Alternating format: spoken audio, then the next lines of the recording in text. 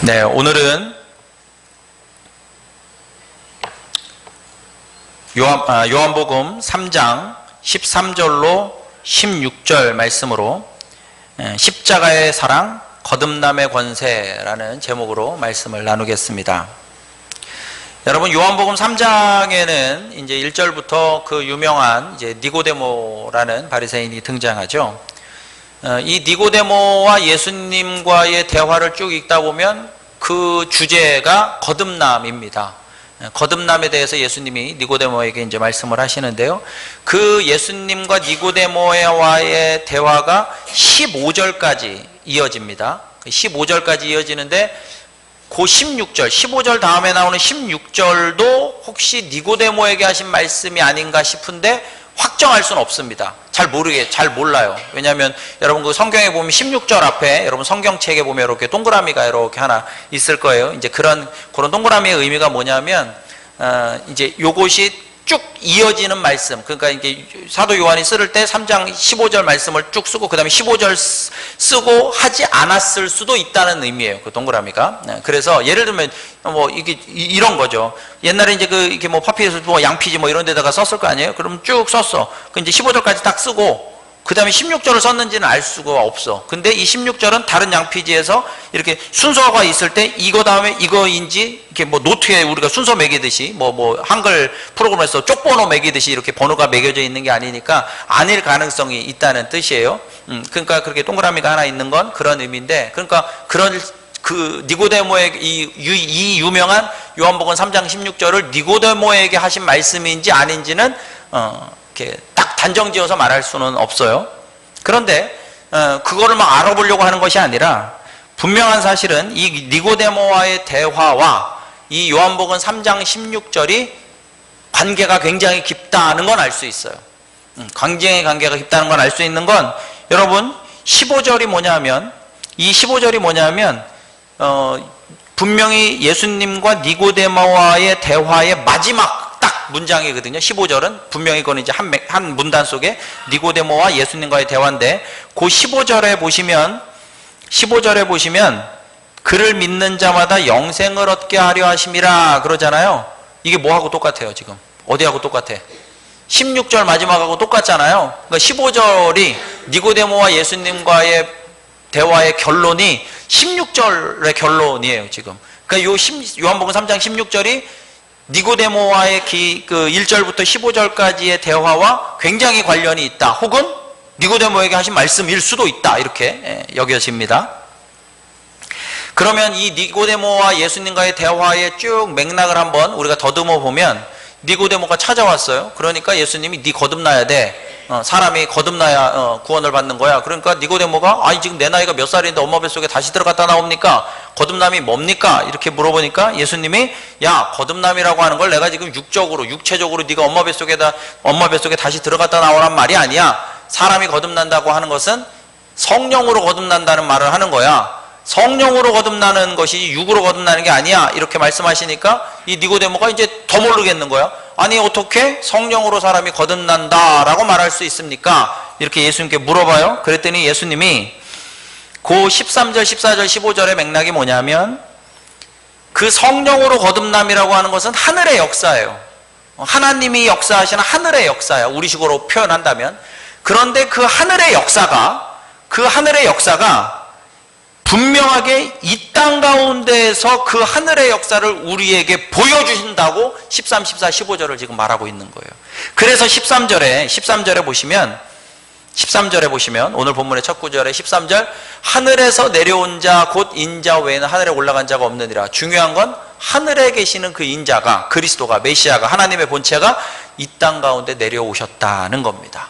왜요? 하늘의 역사를 오늘 우리에게 이 땅 가운데 두 발 딛고 살아가는 이 제한적인 우리에게 하나님의 역사, 니고데모와의 대화 속에서 말하자면 그 거듭남이라고 하는 하나님의 역사, 하늘의 역사를 이 땅 가운데서 보여주시기 위해서 그 인자, 하늘에 계신 하나님의 아들이 그리스도의 하나님의 본체가 이 땅에 내려오셨다는 겁니다.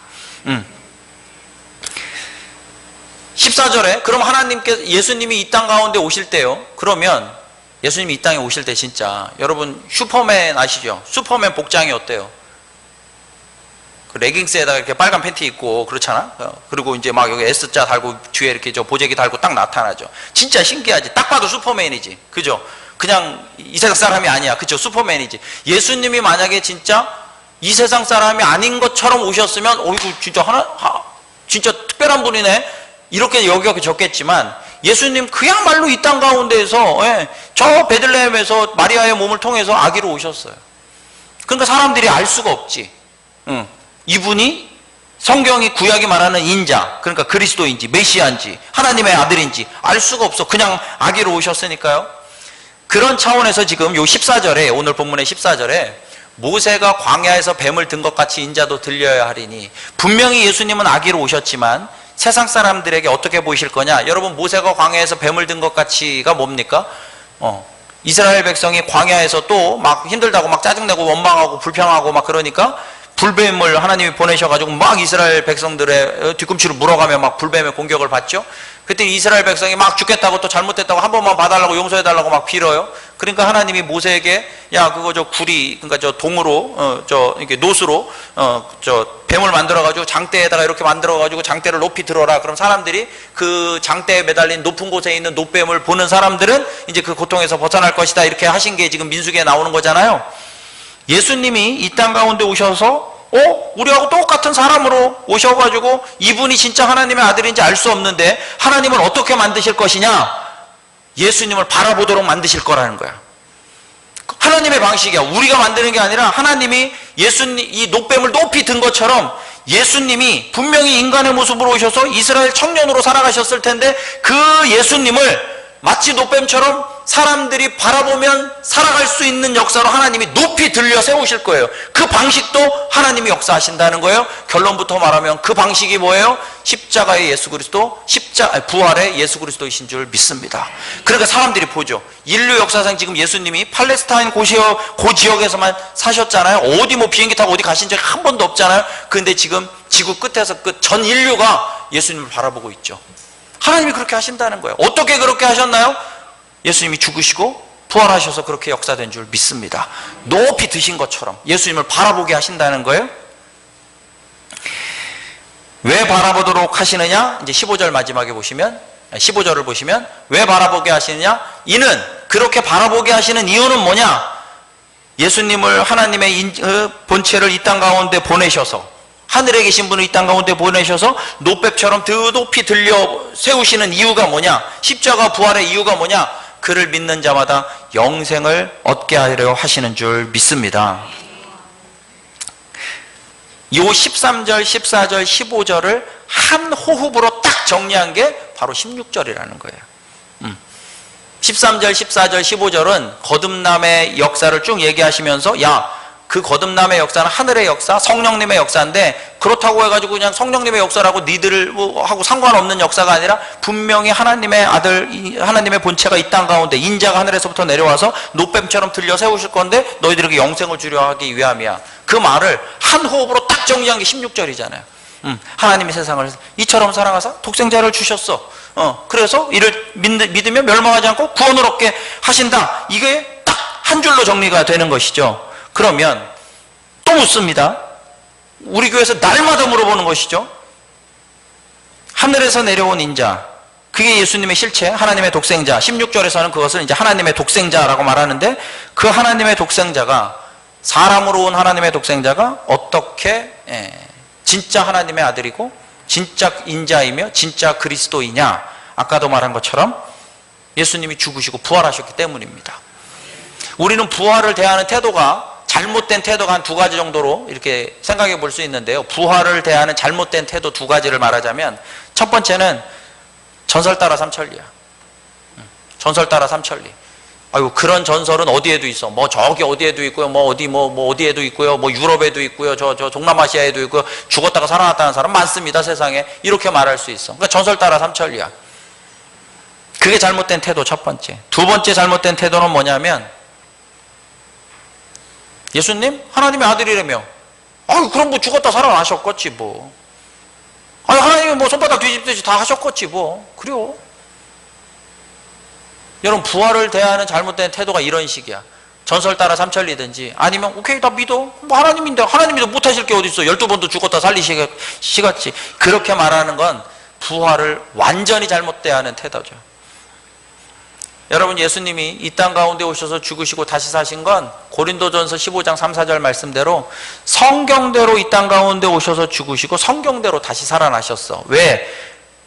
전설 따라 삼천리라고 생각하지 말라고. 진짜 일이 벌어진 거라고. 또 두 번째, 왜 말씀대로 죽으시고 말씀대로 다시 살아나셨느냐? 그것은 그래요, 하나님이 다 하셨겠지가 아니라 하나님이 분명한 목적을 가지고 그렇게 하셨다는 거예요. 이 땅 가운데 하나님이 당신의 아들을 보내셔서 예수 그리스도, 이 땅 가운데 유대인의 한 사람으로 태어나서 유대인의 한 청년으로 살다가 죽었다고 생각되는 그 예수님이 그냥 사람이 아니라 하나님의 본체라고, 하나님의 독생자라고 분명히 믿을 수 있도록 우리에게 부활의 역사를 주신 줄 믿습니다.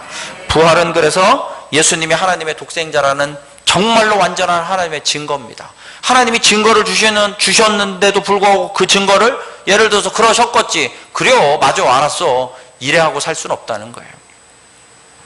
여러분, 그림을 하나 보시면요,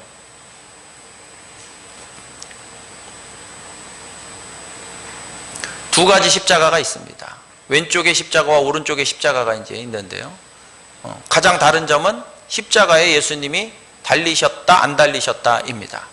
근데 보통 이 왼쪽의 십자가를 보통 어디서 많이 씁니까? 가톨릭에서 많이 씁니다. 천주교에서 많이 쓰죠. 그런데 우리가 흔히 말하는 이 교회, 개신교에서는 십자가의 예수님을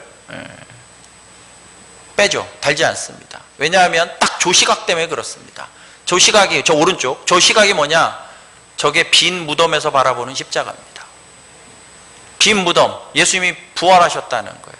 우린 십자가를 바라볼 때 마치 예수님 달리셔가지고 저렇게 돌아가셨어요. 저거보다 훨씬 비참한 모습으로 돌아가셨겠죠. 근데 저 비참한 이미지 속에 갇힌 것이 십자가가 아니라, 십자가를 무시하는 게 아니라 오히려 진짜 십자가를 알려면 부활의 빈 무덤에서 십자가를 바라봐야 할 줄 믿습니다. 그래야 저기에 못 박히신 분이, 저기에 못 박히셨던 분이 누구이신지 알 수 있어요. 지금 저 왼쪽의 십자가는 제가 지금 종교적인 이렇게 비판하는 것이 아니라, 저분이 누구이신지 잘 모르죠. 저렇게 십자가에 죽으신 분은 예수님 십자가에 죽으실 때 양옆에 2명이나 더 있었어요. 그런데 빈 무덤에서 바라보는, 그래서 제가 우리 교회에서 항상 쓰는 부활의 동산에서 바라보는 십자가가 진짜 십자가를 보는 눈이에요. 그러면 그 십자가는 부활의 동산에서 보면 이 부활은 예수님이 하나님의 아들이시라는 완전한 증거죠. 그런데 십자가를 바라보면 진짜 예수님이, 진짜 하나님의 독생자가 십자가에 우리를 위하여 죽으신 줄 믿습니다. 누가 죽었는지가 보이고, 왜 죽었는지가 보이고, 그 십자가 앞에서 어떻게 살아야 하는지가 보이는 거예요. 그래서 제자들이 골고다, 지금 저 왼쪽에 십자가는 골고다의 십자가를 한다면 골고다의 십자가에서 제자들을 어떻게 했어? 다 쫓겼어요. 다 도망갔어. 그런데 부활의 동산의 그 십자가 아래에서 어떻게 합니까? 제자들이 다 모여들었어요. 그래서 누구이신지, 그럴까? 예수님이 누구이신지가 너무 명확해졌고, 그분이 왜 죽으셨는지가 너무 명확해졌고, 그래서 우리가 어떻게 살아야 되는지가 너무 명확해져서, 그래서 사도행전의 역사가 펼쳐진 줄 믿습니다. 그래서 사도행전의 역사가 펼쳐진 거예요. 오늘 우리도 부활의 동산에서 십자가를 볼 때 예수님이 누구이신지가 너무 명확하고, 그분이 왜 십자가에 저렇게 죽으셨는지가 명확해지고, 오늘 우리 예배를 통해서 우리가 그래서 어떻게 살아야 하는지가 명확해지시기를 주님의 이름으로 축원합니다. 여러분, 예수님이 이 땅 가운데 오셔서 그렇게 저렇게까지 죽으신 이유와, 그래서 참 그림이 하나 더 남았어요. 지금 저기 우리 교회 로고입니다. 여러분은 저 로고를 그냥 저게 뭐야, 지금 십자가는 십자가, 저거 뭐야, 동그라미 2개 뭐야, 이렇게 하겠지만, 이제 보이시죠? 아래가 빈 무덤이에요. 열린 돌무덤, 빈 무덤이에요. 그리고 그 빈 무덤, 부활의 동산에서 십자가를 바라보는 겁니다. 참고로 그냥 아무 의미 없지만 제가 만들었습니다. 제 아이디어예요. 100% 제 아이디어예요. 다른 교회 목사님들이 막 탐냈는데 절대 안 된다고 했어요. 여러분, 저 십자가를 통하여 우리가 어떻게 살아야 할지를 안다고 할 때 왜 그러냐 하면 저 십자가가 우리를 위하여 예수님이 십자가에 죽으신 이유가 오늘 16절에 보시면 15절도 그렇고 16절도 그런데 16절에 보시면 멸망에서 끄집어내어 영생을 얻게 하시려고 그랬다는 거 아닙니까? 그렇죠? 그러면 지금 저 멸망하지 않고, 아니 요한일서 말고 그 위에 요한복음 3장 16절을 보시면 멸망하지 않고 영생을 얻게 하려 하심이라요. 멸망하지 않고 영생. 그러면 지금 완전히 전혀 다른 두 단어가 지금 나와 있죠. 멸망과 영생이 요한복음 3장 16절 안에 있어요. 지금 멸망과 영생은 기독교가 만든 누가 만든 개념이 아니야. 멸망과 영생은 말씀이 말씀하고 있는, 성경이 말하고 있는 실체예요. 실체. 멸망도 실체고요, 영생도 실체예요. 영생만 뜬구름 잡는 것이, 영생은 뜬구름 잡는 것이고 멸망은 그냥 사람 겁주기 위한 게 아니라 멸망도 실체고 영생도 실체인 줄 믿습니다. 그 영생과 멸망이 완전한 실체인데, 영생이 실체이기 때문에 우리 이 땅 가운데서 영생을 실체로 알고 살기 때문에 우리는 어떤 착각에 빠지지 않느냐? 보이는 것이 전부라는 착각을 하지 않고 살아가게 되는 거예요. 영생이라는 게 너무 피지컬하다고까지 말할 수 있을 만큼 실제이기에, 왜? 예수님 이 땅 오셔서 죽으시고 다시 사셨잖아. 하늘에서 그러신 게 아니라 이 땅 가운데서 그렇게 사셨잖아요. 그렇게 하셨잖아요. 그러니까 영생이 실체야. 그러면 이 실체인 영생을 붙들고 우리는 이 땅 가운데서 보이는 것이 전부라는 착각을 하지 않고 살게 되는 것이죠. 그러나 이 세상이 전부가 아니기 때문에 그럼 이 땅을 대충 사느냐? 여러분, 영생이 실제라는 건 우리 당장 내일 만약에 영생과 멸망의 그 구분점으로 딱 내일 간다고 하면 우리 내일 당장 하나님 앞에 설 거 아닙니까? 그렇죠? 영생이 실제라는 건 하나님 앞에, 하나님 존전에 딱 서게 될 거라는 거잖아요. 그러면 여러분, 보이는 세상이 전부가 아니고 영생이 영원한 것이 있으니까 여기는 그냥 점 찍는 삶이라면, 나그네 인생이니까 대충 산다? 여러분, 내일 하나님 만나서 너 어떻게 살다 왔니? 아유, 저는 여기가 있는 줄 알고요, 대충 살다 왔어요. 이래 하시겠습니까? 그럴 수 없잖아요. 다시 한번요. 정말 하나님 살아계신데 내일 하나님 만났을 때, 하나님, 저는요 여기를 너무, 이 영원한 실제를 너무 오고 싶었고 이걸 너무나 내가 굳세게 믿었기 때문에요, 세상은 대충 살았어요. 이러고 오시겠냐고. 그럴 수 없어요. 하나님이 조화를 하시겠습니까? 그 인격적인 하나님이 그 조화를 야, 너는 여기를 너무 잘 믿어가지고 세상 대충 살았구나, 이래 하시겠습니까? 여러분, 우리 치열하게 살아야 하는 이유가 뭡니까? 세상에서 폼나기 위해서 치열하게 사는 게 아니라 우리 하나님 눈앞에 서 있기 때문에 치열하게 살아야 할 줄 믿습니다.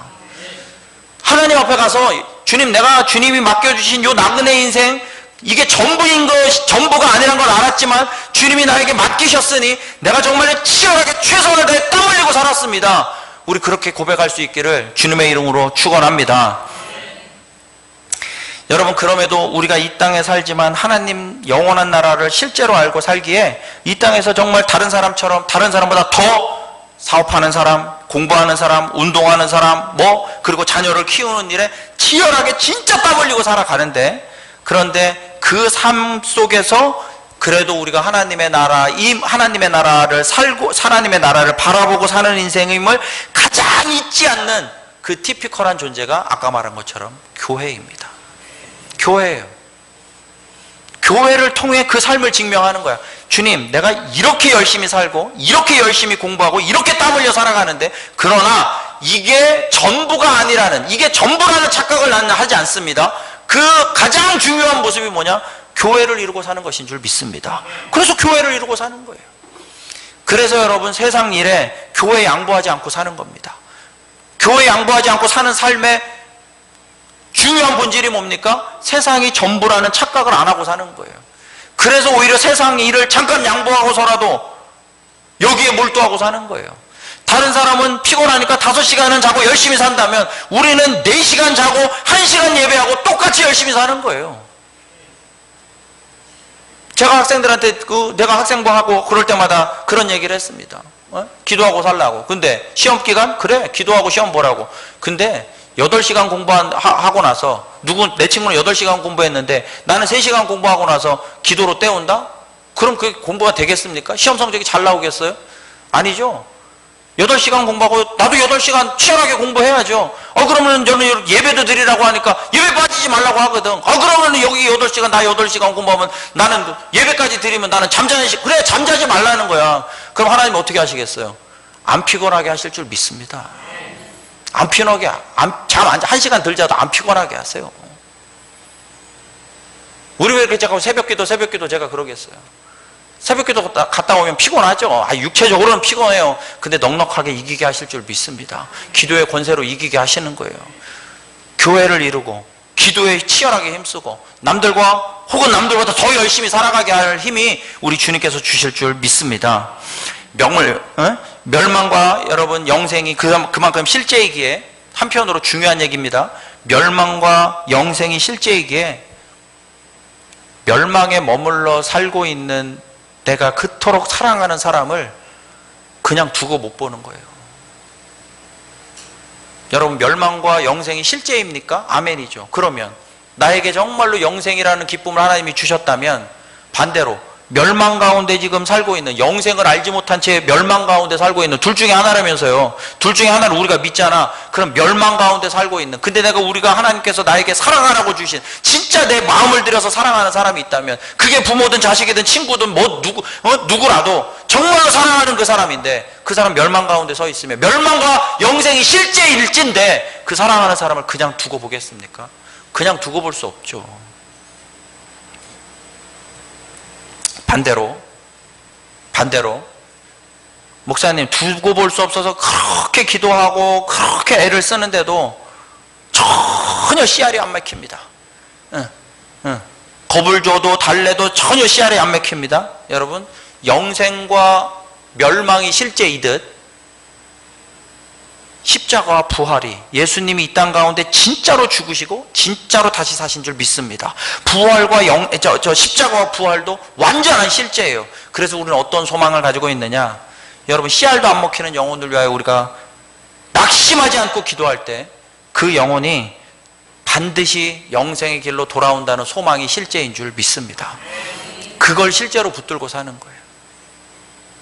멸망과 영생이 실제입니다.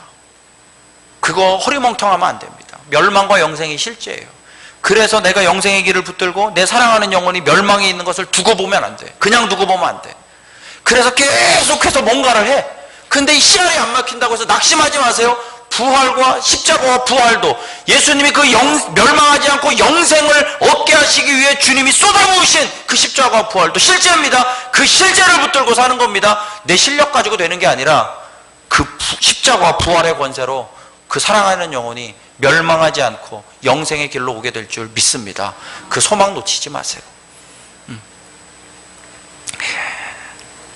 여러분 이 가운데 여러분 우리 남자분들 중에서는 그런 걸 해보셨는지 모르겠지만 요즘에는 그런 대사를 잘 안 하는데 TV 드라마나 옛날에는 그런 것들이 있었죠.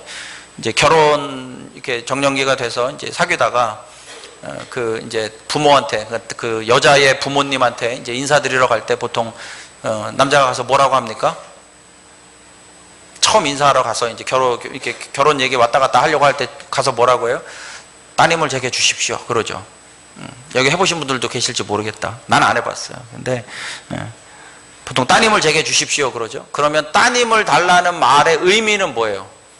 그 어른 앞에 따님을 제게 주십시오. 그럼 그 의미가 뭐야?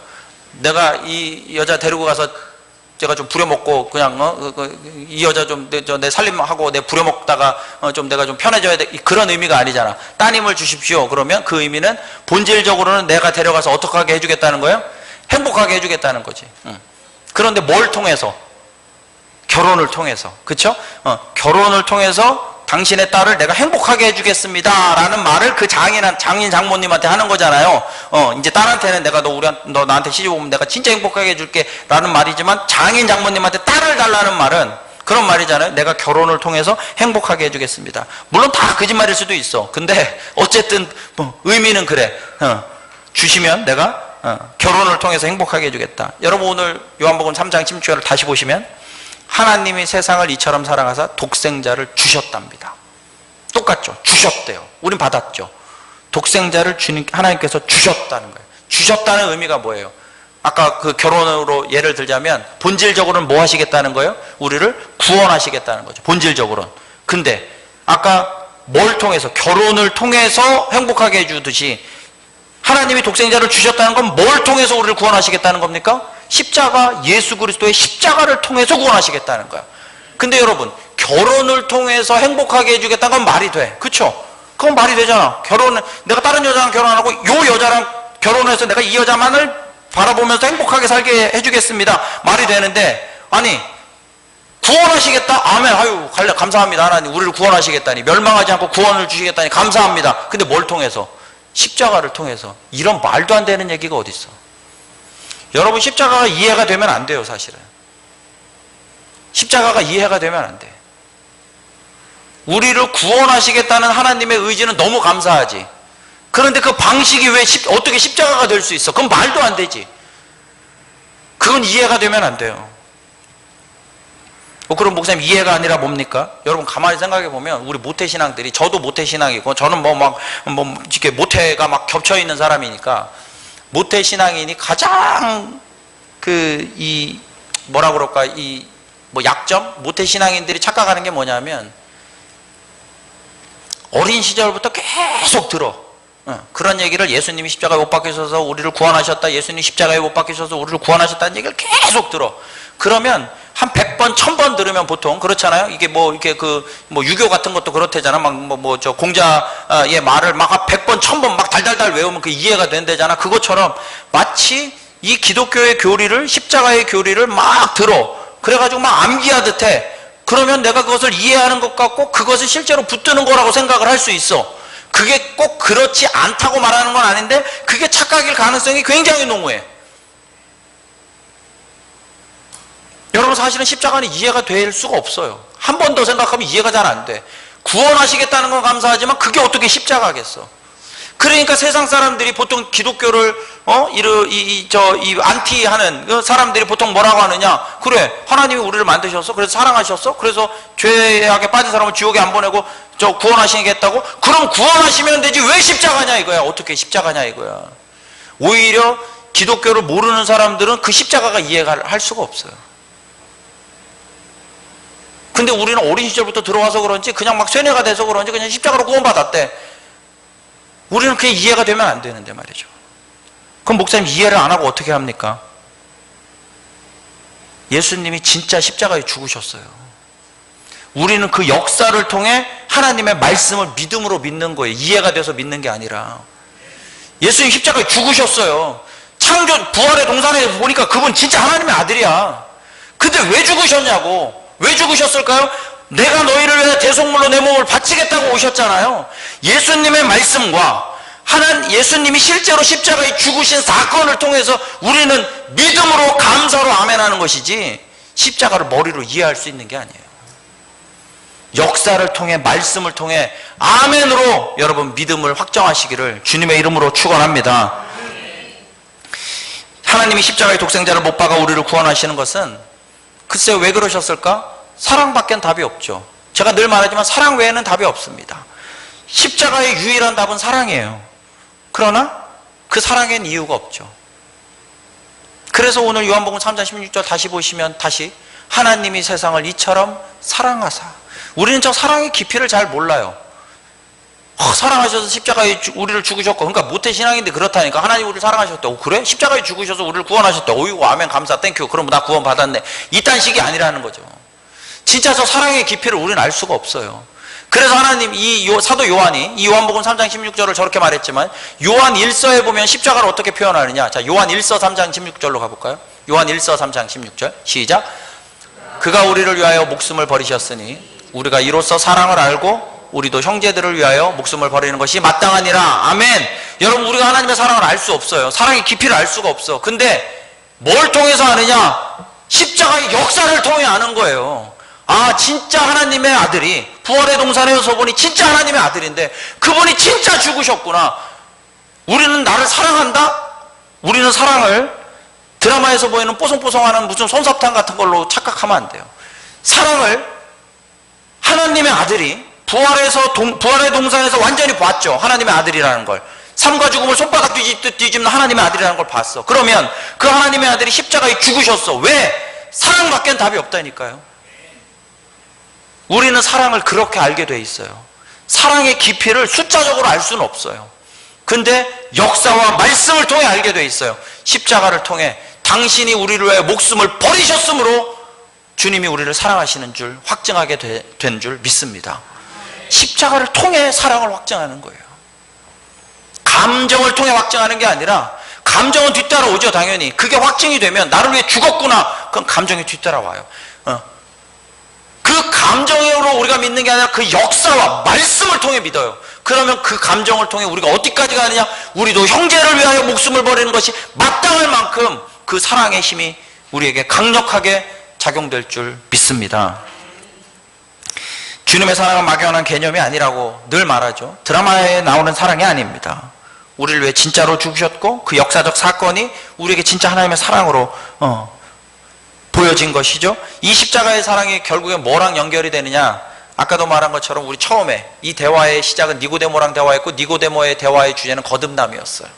여러분, 이 거듭남이 뭐냐, 그래서 이 사랑을 알고 그 사랑 앞에 굴복하는 것, 그게 거듭남인 줄 믿습니다.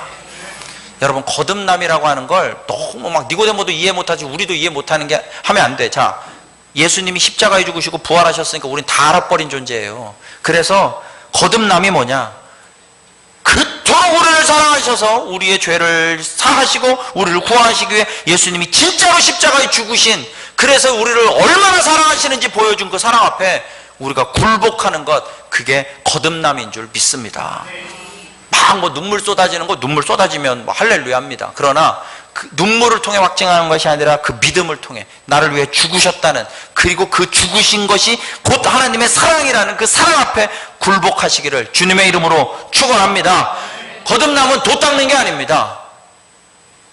교회에 들어와서 예배를 드리는 연차를 쌓아가며 성경에 대해 조금 더 알아가며 인격을 좀 수양해가며 조금 나를 다듬어가며, 그래서 1년 뒤에 조금 거듭남이 세지고 그 다음에 좀 더 세지고 그 다음에 좀 더 세지는 게 아닙니다. 왜 born-again, 왜 거듭남이란 말을 사용하셨겠어요?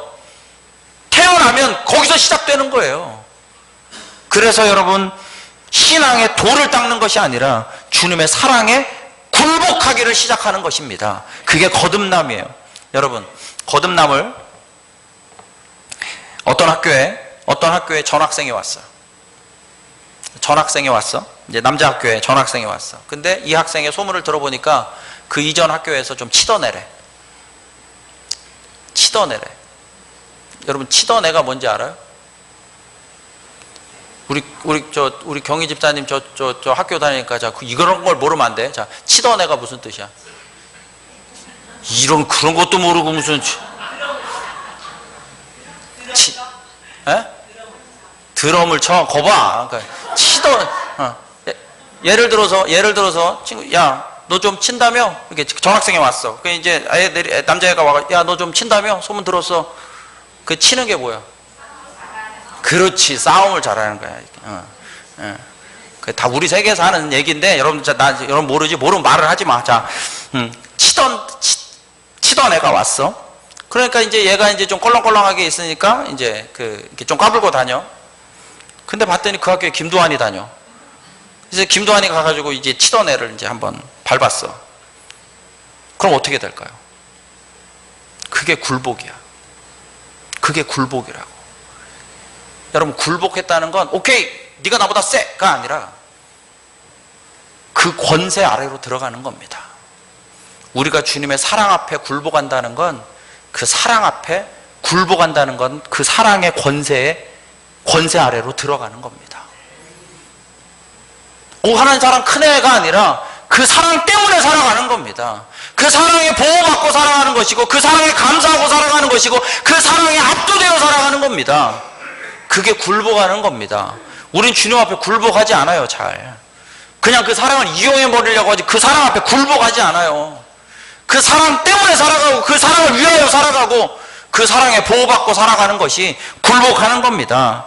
여러분, 세상에서 가장 강력한 것이 뭡니까? 그 무엇도 우리를 우리 주 예수 그리스도 안에 있는 하나님의 사랑에서 끊을 수 없다. 어떤 것도 그 사랑을 끊을 수 없다. 사랑이 가장 강한 줄 믿습니다. 그러면 그 사랑 앞에, 사랑 안에 굴복하며 사는 겁니다. 반대로 여러분, 그 1장 앞에 굴복해야지 어마한 저기 세컨드 앞에, 넘버 3 앞에 굴복하면 안 되잖아요. 창조주의 사랑 안에 굴복해야지 세상에 굴복하고 사는 것이 아니라는 거예요. 우리 세상에 굴복하지 않을 수 있어요. 왜? 가장 강력한 것에 우리는 굴복하고 살기 때문이죠. 사도 요한이 요한복음과 요한일서를 썼잖아요. 우리 지금 요한일서 읽었고 요한복음 읽었는데, 저는 그런 상상을 늘 합니다. 요한복음을 쓸 때, 사도 요한이 요한복음을 막 써, 요한일서를 쓸 때 그 쓰는 상황은 어땠어요? 그 쓰는 그 시대적인 배경이 어땠습니까? 핍박과 박해로 막 극심하던 때예요. 모르긴 해도요, 어제도 저 옆집에 누구 저 길동이 엄마가요, 저기 저 십자가에 죽었대요.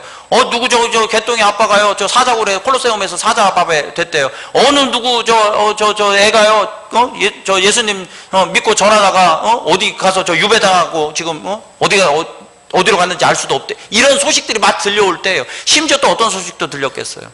저는 이게 가장 견디기 힘들 것 같은데. 사도 요한 목사님, 저 건너편에 사는 저 아무개 내는요, 그냥 포기했대요.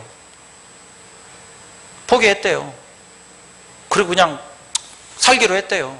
근데 마음속으로는 믿는데요. 근데요, 예수님 그냥 안 믿는다고 도장 찍고 나왔대요. 근데 그냥 나보고 가다가 그러다가 난 마음속으로만 믿기로 했어. 그런데요, 어떻게 할까요? 여러분, 이 복잡한 일들이 요한복음을 쓰는 당시에 있었어요. 우리에게 요한복음이 되게 은혜로운 말씀이죠. 아멘입니다. 요한일서 막 저거 엄청 은혜로운 말씀이죠. 아멘입니다. 근데 요한복음이 쓰일 때, 요한일서가 쓰일 때는요, 이만저만한 상황이 아니었을 거예요. 그냥 박해와 핍박만 있는 게 아니라 경계선도 분명하지 않았을 거예요. 하면서 믿는 게 뭘까? 아니, 쟤는 왜 예수님을 배신하고 떠났을까? 근데 마음으로는 믿는데, 이게 이 복잡한 거, 여러분, 그 복잡한 것 가운데 우리가 굴복하지 않고 살 수 있는 힘은 가장 강력한 사랑에 굴복하고 사는 겁니다. 예수님 우리를 위하여 죽으시고 부활하시고 하늘의 보좌를 버리시고 이 땅 가운데 십자가에 죽으셨어요. 그만큼 사랑하세요. 그 사랑 앞에 굴복하시기를 주님의 이름으로 축원합니다. 어떤 것도 이길 수 있습니다. 어떤 혼란스러운 것도 이길 수 있어요. 우리가 경계를 딱 지키고 살 수 있어요. 그 사랑 앞에 굴복한다면. 바울도 그래서 이렇게 말하는 거죠. 로마서 8장 32절. 로마서 8장 32절 시작. 자기 아들을 아끼지 아니하시고 우리 모든 사람을 위하여 내주시니가 어찌 그 아들과 함께 모든 것을 우리에게 주시지 아니하겠느냐. 아들을 주셨다면 뭘 아끼신대? 뭔들 아끼시겠냐, 이런 말이잖아요. 그러면 이 말씀을 읽는 사람은 좀 이게 비현실적인 말씀 같아. 또 내가 부족한 게 얼마나 많은데, 돈도 부족하고 내 자식을 봐도 부족하고 내 건강도 지금 비리비리하고 지금 내 얼마나 부족한 게 많은데 뭘 다 채우신다고? 내가 부족한 게 얼마나 많은데, 이 로마서 8장 32절 진짜 비현실적인 말씀이라고 생각할지 모르겠어요. 한 번 더 생각해 볼까요? 그러면 내 삶 가운데 부족한 게 하나도 없고 늘 감동이 있고 늘 꽃길만 걷고 늘 문제가 생길 때마다 척척척척척 해결되길 원하십니까? 그게 비현실이에요. 그게 비현실이라고. 딴 게 비현실이 아니라. 우리가 주님 때문에 말미암아 다 주셨다고 아유 이게 비현실 아니요. 여러분들, 우리가 꿈꾸는 게 비현실이야. 사실은 예수님은 현실을 뛰쳐나가라고 하신 적이 없어요. 아니, 오죽하면 예수님이 하늘에 계신 인자가 이 땅 가운데 현장에 오셨대잖아요. 오히려 현실을 뛰쳐나가신 게 아니라 우리의 삶의 현장 속으로 들어오셨어요. 사람의 모습을 입고. 현실을 뛰쳐나가라고 하시는 것이 아닙니다. 그러면 뭘 의미할까요? 예수님이 우리를 다 주셨다는 거, 아들을 주셨다면 모든 걸 다 주신 것이 아니냐고 하는 이 말씀은 어떤 의미겠어요? 자, 로마서 8장 37절. 로마서 8장 37절, 32절, 이제 조금 아래에 있는 37절입니다. 읽어볼까요? 시작. 그러나 이 모든 일에 우리를 사랑하시는 이로 말미암아 우리가 넉넉히 이기느니라. 아멘. 현실을 뛰쳐나가는 것이 아니라 현실 가운데 넉넉히 이기고 살아가는 줄 믿습니다. 그게 예수님의 사랑으로 살아가는 거예요. 사랑에 굴복하는 삶으로 살아가는 거예요. 굴복하는 자에게 권세가 있는 줄 믿습니다. 십자가의 사랑이 거듭남의 권세로 이어져서 현실 가운데 우리가 넉넉히 이기는 그런 그리스도의 군사 되기를 주님의 이름으로 축원합니다.